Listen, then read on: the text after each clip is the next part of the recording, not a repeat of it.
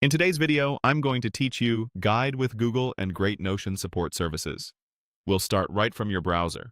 Open Google and type Notion. In the search results, look for the official Notion website. It should simply be the one at notion.com with the recognizable logo. Go ahead and open that. Starting from Google is a quick way to get to the right place, even if you don't remember the exact URL. On the Notion homepage, find the Login button, usually in the upper right corner. Click it and sign in using the method you prefer, whether that's email, single sign-on, or another option available on the screen. If your browser is already authenticated, Notion may take you straight into your workspace.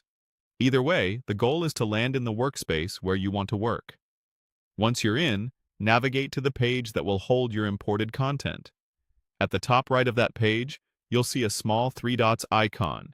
This is the More menu for page settings and actions. Click the three dots to reveal additional options. If you don't see it, make sure your page is open in full page view and that you have the right permissions to change it. From that menu, choose Import. Import is the action that brings content into Notion from external sources, and it's the cleanest way to convert structured data into a Notion database or table on your page. You'll see several import sources here. Select CSV. CSV, short for comma-separated values, is a simple, universal spreadsheet format. It's ideal for bringing in data from tools like Google Sheets, Excel, or other systems that can export to CSV. Notion will prompt you to select your CSV file from your computer.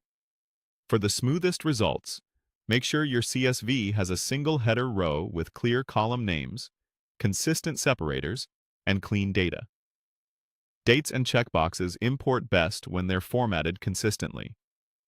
If you're exporting from a spreadsheet, double-check that each column uses a single type of data and remove any extra blank rows at the bottom. After you choose the file, Notion converts it into a table on your page. From there, you can rename properties, adjust types, and rearrange columns to fit your workflow. If anything looks off, it often helps to tweak the header names in your CSV and re-import. And that's it. You used Google to get to Notion, logged in, opened the page menu, selected Import, and chose CSV. For deeper troubleshooting or tailored guidance, check the official Notion Help Center and support resources. Thanks for watching.